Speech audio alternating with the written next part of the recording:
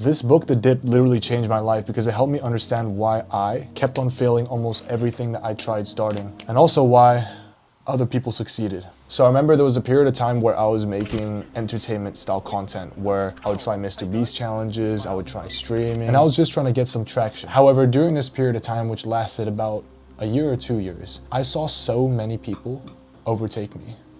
Kai, Speed, I witnessed all of these people's success. Beta Squad. I felt extremely hopeless and depressed. The fact that I've been trying this for so many years and I'm just watching people overtake me, I felt like I need to quit. So in this video, I'm gonna talk about the dip and how this new perspective can change your life forever, because it has for me. And additionally, I'm gonna show you some case studies, very brief case studies, not detailed, but that will be later on. The first thing we need to focus on is understanding what the dip is. So let's explain the dip. Okay, on the right here, we have time. And here we have results. Results could be anything. It could be money, it could be followers, it could be views. But right now, let's just talk about views, okay? I'm sure most of you guys create content on Instagram, and therefore this is something that's relatable to everybody. So, day 0. When you first start anything, let's say making videos on YouTube, it can be intimidating, yes, but also it's very exciting. You learn a whole bunch of new skills, and maybe you get more views than you expected. Your first video, like mine, might have hit 100K. This happened very quickly. 6 days. I got 100K views. The videos after that didn't do as good, however. The videos after that got 3K, 10K views, 6K views, which is still very good considering I just started. However, I didn't get 100K views. And this area here is scary.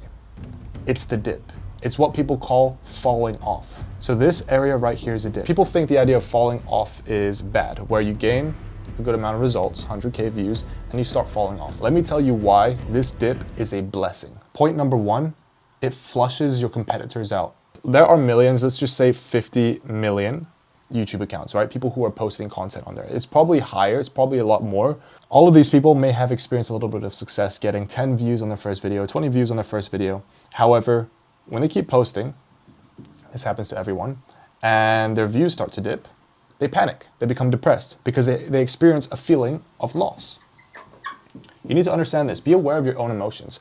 When you have something and you lose it, the feeling of loss is so much stronger than the feeling of gain. We may be very happy here, getting 100,000 views, but it hurts more when we lose it. There was a study, I'm gonna pull it up somewhere, where the feeling of loss is 2 times stronger than the feeling of gain. And this is why it's such a blessing.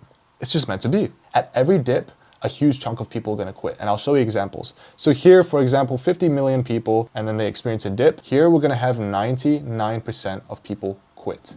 That has cut your competition by a huge amount. The second point is rock bottom. When you lose relevancy and when you're experiencing a dip, especially when you keep losing relevancy, let's say on my Instagram page, I got 5 million views, and now on my videos, I'm getting 10,000 views a video.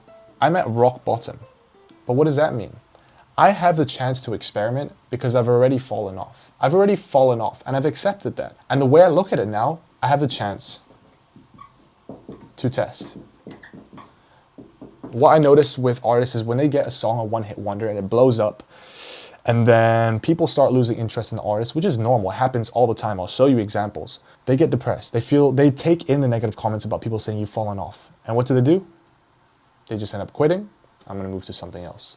The third point is that you only have 2 options. Number 1 is that you let the bad results get to you. You let the feelings of you feeling loss get to you, right? You've lost views, you feel disappointed, and therefore you start to panic. So when you're making videos now, you're no longer authentic because you're trying to make a video that will bring you back up. Oh wait, I don't want to post this video today because it's not going to do well. It's not good enough. Imposter syndrome, procrastination, overthinking. All this creates inconsistency, and this is gonna bring you into a negative snowball further down the line. For most people, when this happens, you're just gonna quit. Yep, so this is option 1, is to quit. However, option 2 is to push through, and this will almost always lead to success. But if you really think about it, if you're able to fight the dip, where else do you have to go? So guys, the first person we're gonna talk about is Kai Cenat. And what I'm gonna do is just give a brief overview of his career from his start to where he is now, and show you how he's gone through multiple dips over a long period of time. And results here is gonna be views. 200,000 views, 89,000 views, 615,000 views. He's getting a good amount of traction. 59,000 views. He's losing a bit of relevancy. 580,000 views, 59,000 views, 600,000 views. He got his most viewed video. Dropped.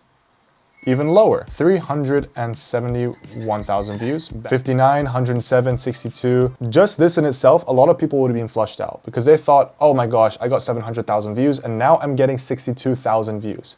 So what do most people do? They quit. Kai Cenat, however, kept posting and he made a video where he ding dong ditched and it got 700,000 views. He did that again and doubled that to 1.5 million views. The video after that did much worse and got 500,000 views. I have a YouTube channel where I got 200,000 views on my maybe 7th or 8th video.